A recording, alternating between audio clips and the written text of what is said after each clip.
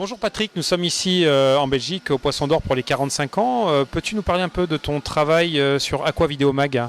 Bon, Aqua Videomax, c'est en fait une histoire qui date déjà un petit peu maintenant, puisqu'il y a une soixantaine d'Aqua Videomax qui ont été réalisés. Aqua Videomax, c'est principalement, comment je dire, un petit magazine vidéo qui a été créé avec David de Poisson d'Or. Sur une idée de dire tiens ben voilà, il y a un tas de choses qu'on pourrait dire au niveau des nouveautés, du matériel, etc. Bon, Poisson d'Or a l'avantage évidemment d'être une grande maison, donc on a accès absolument à pratiquement toutes les marques qu'on trouve sur le marché. Donc moi je trouvais ça intéressant de faire quelque chose, d'apporter une touche aquariophile, je vais dire, dans ce que je fais en général, qui n'a rien à voir, qui est le bassin de jardin. Peux-tu nous parler de l'évolution de justement ce journal, ce média, puisque c'est un nouveau type de média. Les journaux aujourd'hui sur Internet commencent à se généraliser. La plateforme YouTube est une plateforme libre, donc on commence à avoir beaucoup de choses apparaître. Comment vous avez évolué d'un format traditionnel vers un format vidéo? Oh ben, c'était par la force des choses, hein. Je dirais que bon, moi, j'ai évolué, on commençait en 2000 un site internet sur les jardins aquatiques. Bon, après, moi, je faisais énormément de photos, donc c'était une passion, la photo.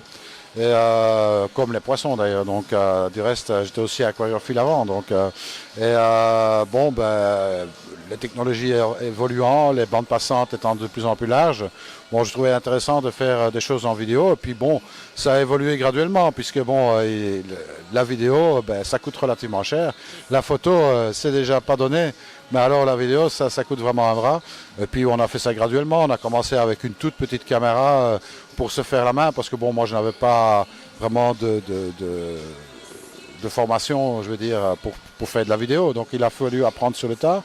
Et puis bon, on s'est équipé graduellement et on est arrivé à avoir du matériel quand même assez imposant maintenant. Je sais que vous êtes toujours en train de rechercher des nouvelles choses. Vous allez faire évoluer donc le format dans un avenir proche, faire plus de documentaires, plus de choses? Alors moi, pour moi, je dirais l'avenir de ce type d'émission, je veux dire, reste quand même l'information d'une part, parce que ça c'est important de donner, de dire voilà, il y a des nouveautés, c'est sympa, etc. Et puis surtout, je crois que le futur, ce sera plus des tutoriels. Parce que bon, je crois que beaucoup de gens attendent justement d'avoir plus d'informations sur comment faire ceci ou comment faire cela, comment démarrer un bac, tout simplement. Moi j'ai constaté, on a fait un tutoriel par exemple sur un bac d'eau douce, qui connaît un succès énorme. Et puis, bon, il y a pas mal de gens qui m'ont déjà envoyé des mails, etc., pour faire la même chose pour le marin. Voilà, ce qu'on fera, mais bon, c'est toujours une question de temps. Voilà. Je pense que tu as le même problème. Effectivement. Je sais que ta grande passion, c'est le bassin. Est-ce que vous avez des choses à recommander, enfin, vous, en tant que magazine, vous avez monté des tutos, des guides, des choses comme ça qui pourraient aider les gens justement à démarrer dans le bassin? Le bassin étant une discipline qui est en train de s'installer tranquillement en France, mais qui est beaucoup plus implantée en Belgique, je dirais. Est-ce qu'il y a une bonne manière ou une mauvaise manière de commencer? Ah, bien sûr, mais en fait, c'est très apparenté à l'aquariophilie, hein. Donc les règles de base sont quasiment les mêmes. Mis à part qu'il y a une grosse différence entre le bassin et l'aquarium, c'est que le bassin est dehors. Donc ce qui fait qu'on subit évidemment tous les aléas des climatiques, mais pas uniquement. Il y a aussi tous les problèmes parasitaires qu'on peut avoir qui sont amenés soit par les oiseaux, soit par les batraciens ou des choses comme ça, sans compter les mammifères hein, qui se baladent partout. Donc c'est un peu plus difficile, je dirais, à gérer. Bon après, c'est comme en aquarium, hein, je veux dire, en aquariophilie, si on a un tout petit bac, c'est pas très stable. Et puis si on a un grand bac, c'est beaucoup plus stable. Par contre, un petit bac, ça coûte pas cher, mais un grand bac, ça coûte cher. Donc voilà. Après, comment démarrer? Il y a plusieurs catégories de bassins de jardin. On va dire, vous avez le bassin paysager hein, qui peut s'intégrer. On met quelques poissons rouges, on peut mettre quelques carpes aussi, hein, pourquoi pas. Mais bon, ça reste quand même un matériel relativement basique, je veux dire, avec des filtrations qui marchent très bien, je veux dire, dans les grandes marques hein, qu'on trouve partout en jardinerie. Et puis après, puis on peut verser évidemment dans du vrai bassin à koi, qui sont plus des on appelle ça des viviers en fait, hein, donc des viviers à koi, où là la technique ça commence à quand même devenir beaucoup plus complexe. Et là, vaut mieux s'informer bien avant de commencer quelque chose, parce que là il y a moyen de vraiment faire beaucoup d'erreurs. Il n'y a pas beaucoup de gens qui savent réellement faire un bassin correct, je veux dire en termes de vivier. Voilà. On est ici au Poisson d'Or, donc c'est pour les 45 ans, comme je disais. Qu'est-ce que représente pour toi ces 45 ans? Oh, ben, ça représente quand même pas mal de visites ici, puisque bon, voilà, ça représente des patrons qui sont devenus des amis, ça représente énormément de choses. C'est un magasin fabuleux, donc voilà. Après, bon, il y aura toujours des gens qui vont critiquer, hein, parce qu'on ne peut pas faire 100% de satisfait. Mais bon, moi je sais qu'en tous les cas, ici, tout est mis en œuvre vraiment pour vendre de la qualité et essayer, du moins, pas qu'essayer, mais essayer de vendre des poissons qui sont vraiment sains et qui ne posent pas de problème. De même que pour les plantes, pour l'eau douce ou les coraux pour l'eau de mer. Voilà. Moi, je pense qu'il y a des efforts gigantesques qui ont été faits ici. Et d'ailleurs, c'est la raison pour laquelle Poisson d'Or a déménagé dans cette installation ici, qui a déjà maintenant quelques années.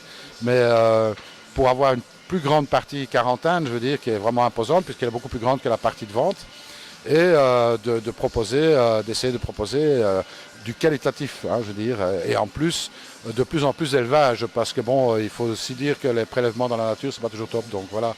Et ça, moi je crois que bon, même si on n'arrive pas à faire du 100%, parce que l'idéal n'existe pas, hein, sauf pour les idéalistes, hein, mais je veux dire, ici, moi je suis certain que tout est réellement mis en œuvre pour le faire du mieux qu'on peut. On va diffuser principalement sur les canaux francophones. As-tu un mot particulier pour nos auditeurs, enfin nos auditeurs, les gens qui vont regarder cette vidéo principalement, parce qu'ils vont plus la voir que l'écouter. Présentez peut-être un peu le site, les adresses, comment vous joindre, comment trouver votre site. Ah bon, le site, c'est pas difficile, hein, ça s'appelle Aquatechnobel. Alors pourquoi Aquatechnobel?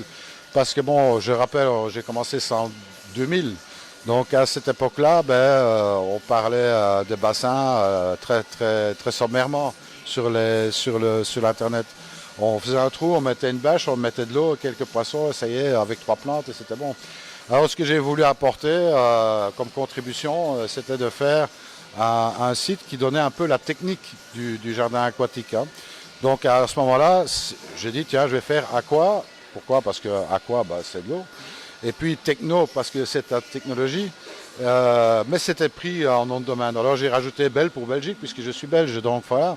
Et c'est devenu Aquatechnobel. Alors c'est un nom à coucher d'or, hein, je veux bien. Hein, c'est très long, mais bon, les gens s'y retrouvent très bien. Alors bon, Aquatechnobel aujourd'hui, c'est quoi? C'est 1700 pages d'articles. C'est un nombre considérable de vidéos, puisque bon, rien que pour 2016, j'ai publié 180 vidéos. Ça représente à peu près 37 heures à visionner. Il y a de tout, parce que bon, ça parle des koi shows partout en Europe, ça parle de comment réaliser un bassin, ça parle de techniques, des nouveautés, ça parle de ce qui se passe dans le monde en général du koi. Et voilà. Et puis alors, il y a la partie aussi Aquavideomag qui a été développée avec Poisson d'Or et qui, elle, ne parle que d'aquariophilie, en fait, hein, comme vous avez retrouvé des reportages, notamment à Nuremberg, etc. Donc, je pense qu'il y a quelques belles images. Et puis voilà, c'est très agréable à parcourir. Vous allez sur YouTube, vous faites une recherche Aquatechnobel et vous allez voir, il y a à peu près, si mes souvenirs sont bons, on est entre 8 et 900 vidéos qui sont publiées sur YouTube. Donc il y a de quoi faire, il y a de quoi passer vos week-ends.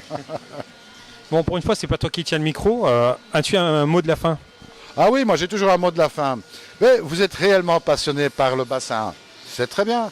Vous êtes réellement passionné par l'aquariophilie, c'est très bien aussi. Que ce soit de l'eau douce ou que ce soit de l'eau de mer, c'est fantastique. Mais surtout, surtout, n'oubliez de ne pas être sage. Merci. Voilà, à très bientôt. Salut à tous.